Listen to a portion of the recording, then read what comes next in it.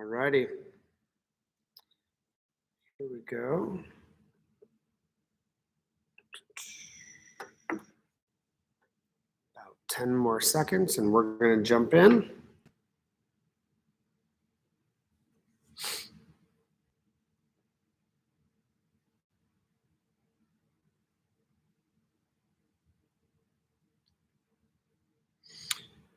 Alrighty, so welcome to the September. I can't even believe I'm saying this. It is September already. I have no idea how that even happened. The September Q&A live stream for Patreon members. So the Patreon folks will probably be just coming and going here, but I do have my phone with me and a list of emailed in questions that we're going to go through and cover. I'm not one of those people that go live and waits around for like the first 5 minutes. It's like, oh, let's just wait until everybody trickles in. Oh, hey, Karen, how you doing? How's the dog? No, we're just going to jump in because I ain't got time for that. So anyway, welcome. You are welcome to use the chat down below if you are one of the patrons that are joining live. If you are watching this after the fact, obviously you cannot ask live questions. But if you are interested in joining the Patreon group, there's a link in the link tree for that as well. So I've got my questions here. Before we jump into the questions in Patreon, I always want to start out these live Q&As with the top 5 things that I'm doing in my garden. You guys are reading through the monthly gardening to-do list. And to be honest, it can be a little overwhelming because there's always a lot to do. Now, everybody's individual list is going to be a little different, and I do divide those zones into 3 through 8 and 9 through 11. But even, within each zone, there are so many nuances, so many variables, to consider. And so, I love this. The speaker that I was listening to last week was talking about how, all zone 9 is not the same. California zone 9 and Florida zone 9, there are nuances that are different. Now, are the vast majority of things going to be the same? Yeah, the vast majority are. When you mulch, when you fertilize, what you're doing with your animals, fruit trees, berry bushes, nut trees, most of those things are all going to be the same within those zones. That's why I grouped together the zone 3, 8 and the 9 through 11. Where the real differences get in is going to be more with your annual vegetables. And it's not even that much. I'm talking a couple weeks. So even with Florida, if you go to North Florida, it might be a 2-3 week difference, sometimes maybe 3.5 weeks with South Florida, but it's pretty much going to be the same. So for me personally, the 5 things I'm doing in my garden in September, September number 1 is wood chips, wood chips, wood chips. Now I do stress this, usually in the spring and then in the fall. Now we're coming into like prime wood chipping season, which is like October, but I don't like to feel the weight of all of that. So for me, I like to do a couple wheelbarrows every week and just fill in those lower spots. Now in my food forest areas, wood chips need to always be 6 to 8 inches. Always, always, always. So if I have spots that for whatever reason have decomposed to, 1 or 2 inches, even 3 inches, I'm just going to dump a wheelbarrow on. It's easier to do that as you go throughout the season than it is to re-wood chip the entire thing all at once. That just gets to be, to me, that is a little bit daunting.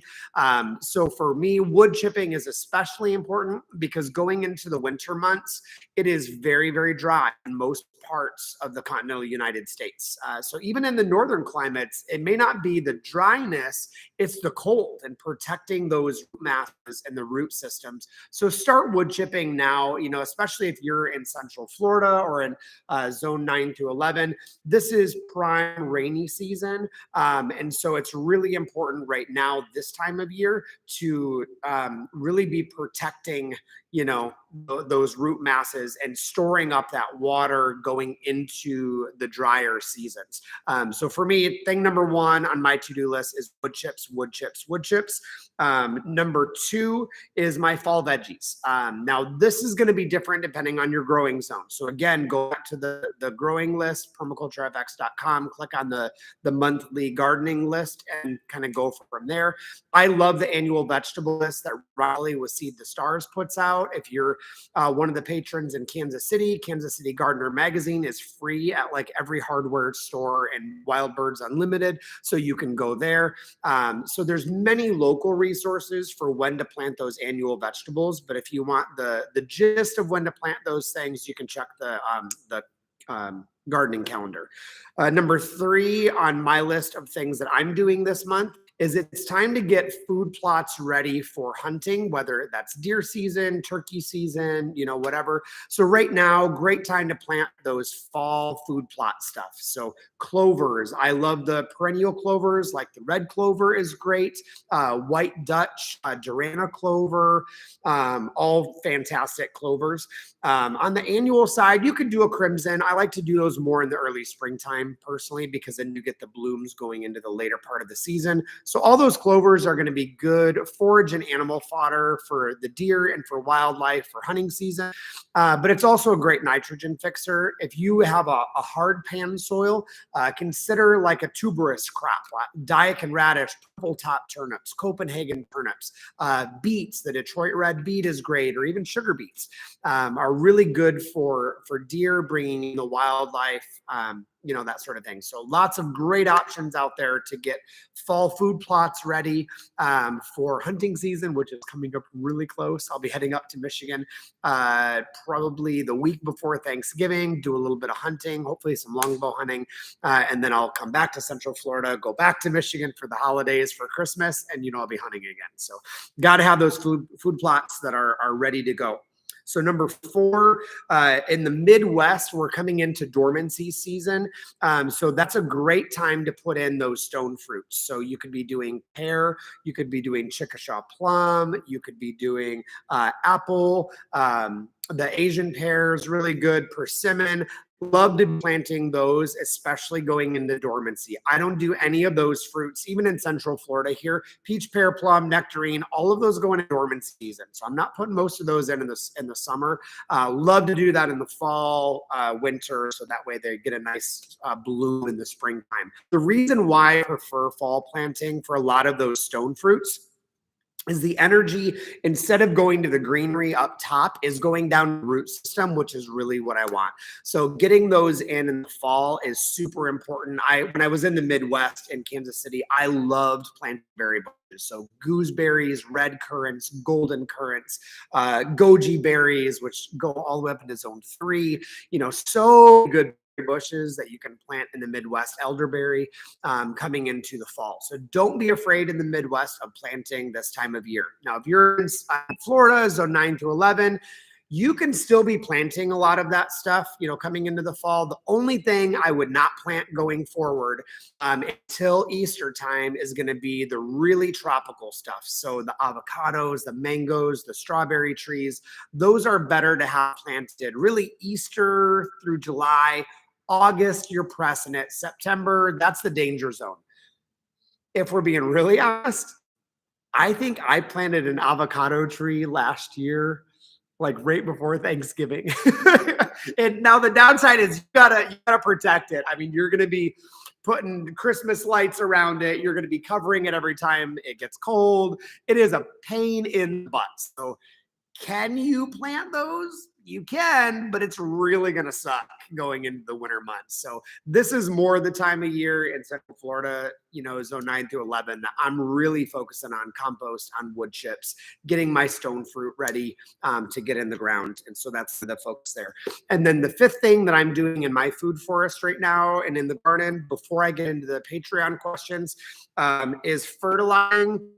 Mainly right now, it's with potassium. I'm not doing anything that's going to be giving me nitrogen boosts in the food forest. So on the fruit trees, berry bushes, no nitrogen, really not a lot of phosphorus. Kind of focusing on that potassium. So if you want to just focus on potassium, you could do green sand, you could do kelp or kelp meal.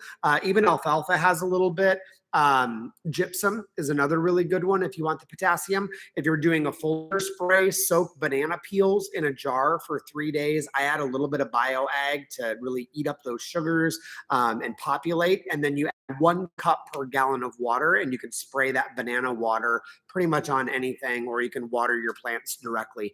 That's a great source of foliar feeding for the potassium stuff. So that is the 5 things that I'm doing. Those are the 5 things that I'm doing. So again, it's wood chip, fall veggies, hunting food plots, dormancy planting, and then the potassium focus. Now you can also do compost.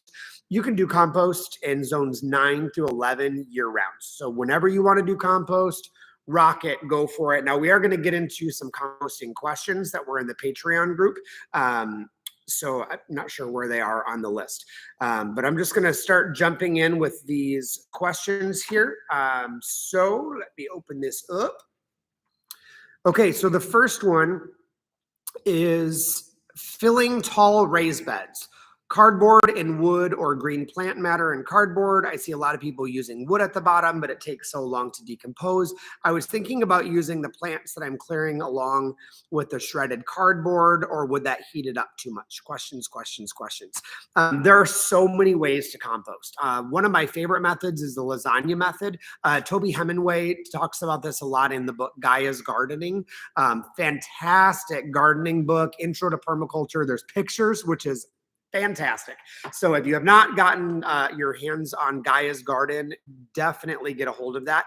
I did listen to it on audiobooks, and you don't get as much from the audio book version of that because there's so many pictures and diagrams and things to look at. So the lasagna layer mulching is one of the things that I like to do the most, because you get so many different nutrients and bacterial counts and different types of mycorrhizal fungi. So I tend to go with the lasagna mulching. Now, some of the answer to your question is going to depend on the depth of your raised bed. So if you're only doing a 6, 8, 10-inch raised bed, you're not going to be doing logs on the bottom, because otherwise your logs are going to be up to here and you've only got 4 or 5 inches to actually plant in. So probably not a great idea. If you're doing 18 inches, or even I like to do raised beds in the cattle troughs, cattle waters, livestock waters. And those are, 2, 3 feet tall. Now you've got a lot of room. So I like to do the logs in that, because one, when the logs are decomposing, they're literally like sponges. So it's holding in your water. So we put some of those together at a natural farm a couple years ago.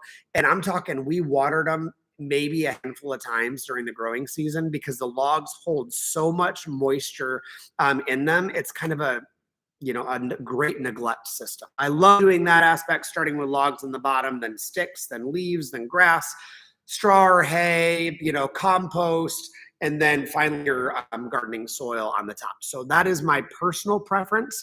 The one downside is if you do use a lot of wood matter, that's very high in carbon. And so the downside with that is if you don't have a deep enough bed, as those wood chips or carbon or logs are decomposing, it can tie up your nitrogen momentarily. It's kind of like a Roth IRA. So it ties it up, but it will give back to you with interest, but you do have to wait it out for it to, release that nitrogen back to you so it is ready and bioavailable. Now, in the annual vegetable garden, if you're annual vegetable gardening, you can add, I love blood meal. That's one of my favorite things for nitrogen. Compost and blood meal are the 2 big things that I add in for nitrogen. So this time of year, as I'm getting the garden beds ready, it's compost and blood meal that I'm putting in the annual garden beds like right now. So that's kind of my thought. And again, I love, your idea of doing the layers, of doing some the used plant material, shredded cardboard, that sort of thing, I think are all really good ideas. So next question on this list here is, where do I find large quantities of cow manure to mix in with my wood chips? So super good question. Yeah, if you're mixing it into the wood chips to help the wood chips decompose, you can use pretty much any kind of manure. So chicken manure, horse manure, duck manure, whatever. Cow manure does stay pretty hot. So in zones 9 through 11, it's going to take, people say you can do it in 60 days. I let it sit for 4 to 6 months, 100%, just to let it really decompose.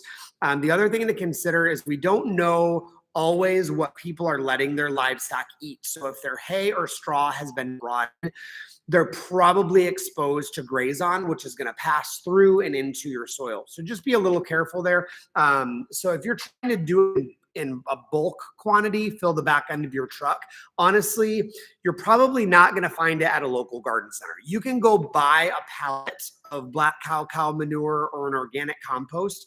But again, you don't really know where that's from. The better option, honest to God, call a farmer in the area and say, hey, here's what I want. I would love to muck out your stables and do the work. You know what I mean? So it's nice to be able to have free ready, but usually if it's free for a reason. So it's probably chock full of grazon. So I would just go in and do the work, volunteer at a farm, muck out their stables. Now, some farmers, me included, I want my manure to stay on my own property, but many farmers just honestly, they don't care. And if you just say, hey, I need a few buckets of it, you know, then you can probably talk to a farmer and say, can I go out in your field and just scoop some poop, you know, for my garden? And they'll go, yeah, have at it, you know. So that's my thought if you're trying to do large quantities. If you're just trying to activate your compost pile, probably either doing a ProBio spray, which is not the same as BioAg. ProBio is actually a mother culture that you can spray on your wood chips or a compost pile to really speed that process up. ProBio would be really good. There's also, and I can give you a link to it later, that they do a mushroom soil conditioning spray that will inoculate soil. You can even use it in your yard with mycorrhizal fungi. I find that to be much cheaper than buying the powdered stuff that you put on. One little container of the mycorrhizal fungi powder, you're talking like $200 to $400. Like it's ridiculously expensive to get the good stuff. So that's my thought. That's my recommendation. If you just have regular compost and you're wanting to make it fungally dominated, and you just, you know, black cow manure or compost from your own pile, I would use flour. And just put white flour, you know, organic flour on it, and that will transition it to being more fungally dominated. So next question on here. I know we're a few months away from this, but I would like to know what to do with things like sunshine mimosa, Mexican sunflower, ginger, canna lily, etc. Getting ready for winter freezes. Honestly, I used to cover everything. Anymore, I'm only covering the most sensitive stuff. My first year avocados that are really young, my mangoes, my strawberry trees, sour sop or sapodilla, you know, longan lychee if they're younger. Anything else, let it die back. Now, cannas, gingers, and turmerics, you actually want them to die back. So do not protect any of those. In fact, that's the best way to know when they're ready to harvest is when those leaves die back, fall over on the ground. That shows you where the plant is. And once it's dead, then you dig it up. Now, I always save a couple pieces that I'm going to be replanting for the next year. And then I use, you know, 75% of every root and tuber. That's a made up number. Things like Mexican sunflower, those are fine to die back. Actually, I don't like them to live forever. I grow Mexican sunflower as a chop and drop. So I'm cutting it, take a machete, chop it up, take out all of your frustration and anger on Mexican sunflower, throw it at the base of your fruit trees going into the fall. And that's amazing compost, really nitrogen rich compost. Sunshine mimosa is fine all the way up to zone 7B. So sunshine mimosa is fine to let that one just go dormant on its own. So don't need to protect that one at all. So next question, how critical is it for fall application of compost in the food forest? I would say the best time to do compost is going to be spring and summer. So this is probably not the most crucial time to do compost. Again, if I'm fertilizing this time of year, I'm really going to be focusing on the potassium. And I gave you that list earlier. More important than compost this time of year is wood chips, 6 to 8 inches around fruit trees, annual vegetable beds. If you are in the Midwest, I cover it like, you know, 8 to 12 inches thick of just straw and let it sit all winter. Grass clipping from your yard, literally leaf clippings that you've chopped up with the rider mower or with a baggable push mower. Cover your garden for the winter or use a cover crop. So yeah, there's that one. So next one's here. So we've got, Let's see. Beautyberry. Our beautyberry plants are fruiting and the sheep have loved the leaves. Is it okay for them to eat the berries as well? Yep, berries are super high in vitamin C, so they're great for them. I would rather let the animals eat beautyberries because I hate the taste. I just think they taste like, I don't know, styrofoam, like they're pretty, they look cool. I've made the jellies and the jams. I've tried them, cooking them different ways. I just don't like it. There's not a lot of flavor in them. When I made the jams, the only real flavor you get is like slightly perfumey, like chemically, and whatever sugar you add. So it's just not worth it to me. So yeah, I would definitely just let the sheep eat those beauty berries. Songbirds will eat them, but it's really not their favorite for that as well. So, yep, go ahead and let your sheep or your goats go for it. So next one here, is it too late in the season to plant sun hemp for this year? Yes. So sun hemp really needs to be planted when soil temperatures are above 55 or 60 degrees. So going into the fall, not really a good time to plant them. So if you are in zones 9 through 11, sun hemp, you should plant about mid-May, and then you're harvesting it for chop and drop about the 1st of August, or sending your cattle through or livestock through. And if you rotate your livestock through quick enough, you can get a couple more rotations in. So I think I'll probably get 2 more rotations of cattle in on the sun hemp for this year. Have struggled to find sun hemp in the past. Where's a good resource for it? I get mine in about March, February, March. I try and get it early from Hancock Seed Company in Dade City, and you do need to use the inoculum with it. So I think it's an EM, is it 4 or 8 inoculum, and then that's going to really increase your germination rate like a lot. I mean, I think when I didn't use the inoculum, about 60 to 75% germination rate with the inoculum. It's insane. So definitely, but get it early. Don't wait until May to get it because there's none left. I mean, they really did sell out. So next question here is, where can we get Napier grass? It is very hard to find. Yes, it is very hard to find. So Napier grass, I actually got my cuttings from initially, gosh, where did I initially get them? Maybe Shanti Pierce from This Bamboo Life. So I think I got my initial ones from her, Becca, and Matt at the Howie Homestead. I got some from, but really Napier grass, crazy expensive if you buy it from a greenhouse. There's a local greenhouse around here that will remain nameless. They were literally selling one cutting in a 1-gallon pot for $19. One like little stick for $19 is not worth it. Beloved, find somebody that has it, grow your own. Same thing with the elephant grass. I got my initial cutting of that from Shanti Pierce from This Bamboo Life. So she's amazing resource out in Champions Gate celebration area. So fantastic. Mombasa Guinea, is that similar to Napier? Similar-ish family, not going to be as big. It's also, the seed is ridiculously expensive. It's got a great mineral content, great fiber. Honestly, I think I looked at the bags of seed and they were like $200 or $300, like for the big bags, of the seed. That's a lot of money. And I don't know if I want to risk that yet. So I may venture into Dade City and ask them for like a handful of the seed and try it out, but I'm not spending that much money on it. That's just too much.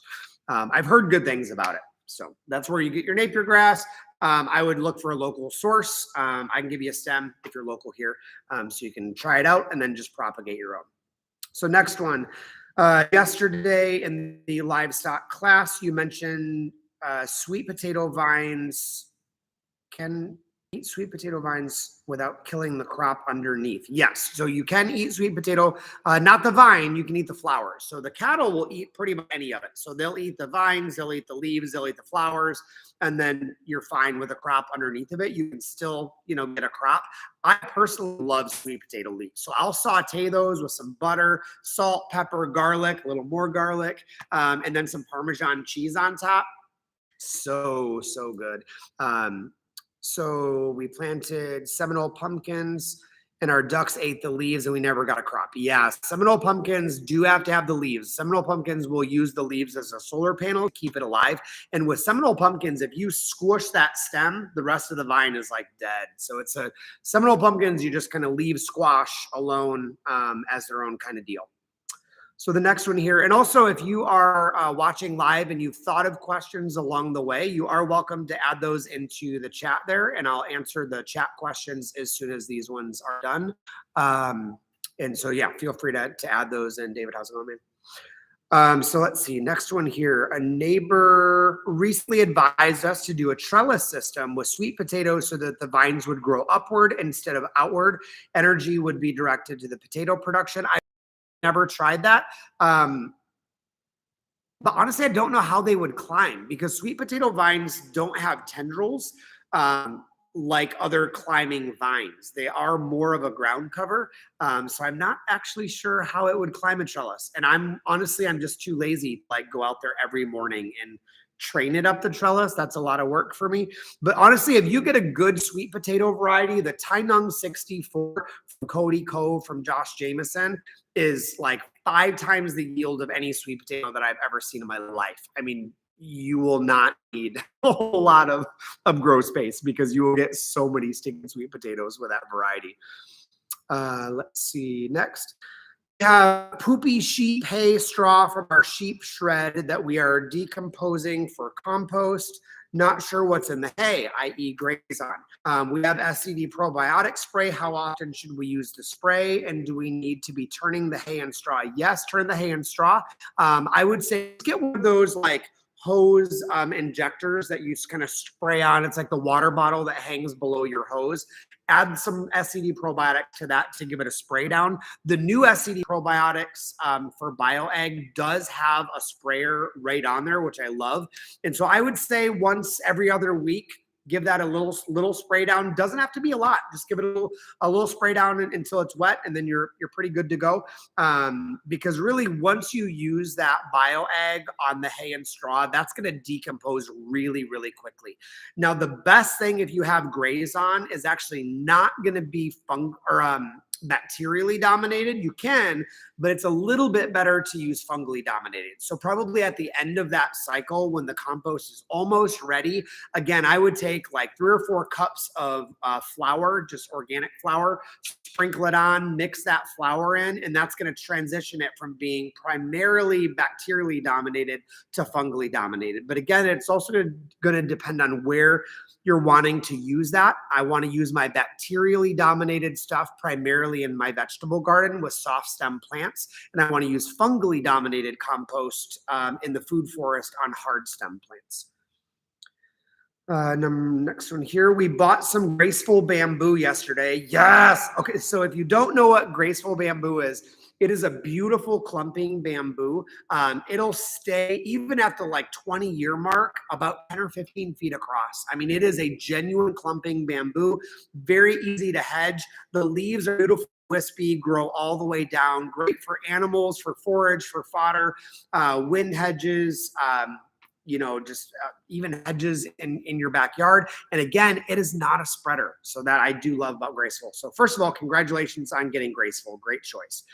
Did not buy their fertilizer because fear of being in the hands of another chemical company. What do you recommend for fertilizer for bamboo? Bamboo loves nitrogen, so blood meal, and they really, really love fungally dominated compost. So mushroom compost is, honestly, if you're going to fertilize your bamboo, mushroom compost first, about 1 or 2 inches, and then 6 to 8, 10, 12 inches of wood chips all the way around. Bamboo loves wood chips. I mean, literally just smother it. Fungally dominated soil for bamboo is the most ideal by far. And then again, just be careful when you use bone meal or blood meal, because it's a whole ingredient, you can burn your plants. So follow the instructions on the bag. I can't tell you how much to use because it depends on how concentrated is the blood meal from cattle. Is it from chickens? Is it from whatever? So just follow the instructions on the bag there for your bamboo. And then the last question that I have here, I think I'll double check one more time. And again, you can add questions into the chat. Otherwise, we'll get wrapped up here in a few minutes. is according to our plant amp, we have some giant cane and common bamboo on our property. Do you know if these are mineral rich? Yes, all bamboo is edible. It is medicinal. Make sure it's not the weird lucky bamboo from like the Asian market, because that's technically not even a real bamboo. So any of the Dendrocalamus or Bambusa family is going to be great mineral content. So use it and love it. And again, not just for animals, great for humans. So take the leaves of bamboo, the little stems, you do have to boil before you ingest it, but you can boil it as a tea and it is wonderful. It's a really light tea, not a lot of flavor. So even if you're brewing another cup of herbal tea, there's no caffeine. So add in a couple bamboo leaves and you're going to get the benefits of that mineral and the silica in your own human body. So really good for hair, skin, nails, immune system health. It's just wonderful, wonderful. Let's see. And I think that was it there. Let me double check and make sure I hit all of these questions. And if I did, then we will wrap up here in just a minute. I don't see any questions there or there. So I think we are good. So thanks so much for those of you that tuned in live. For those of you that are watching this afterwards, this Q&A session is something that we do every single month after the monthly gardening calendar has been released.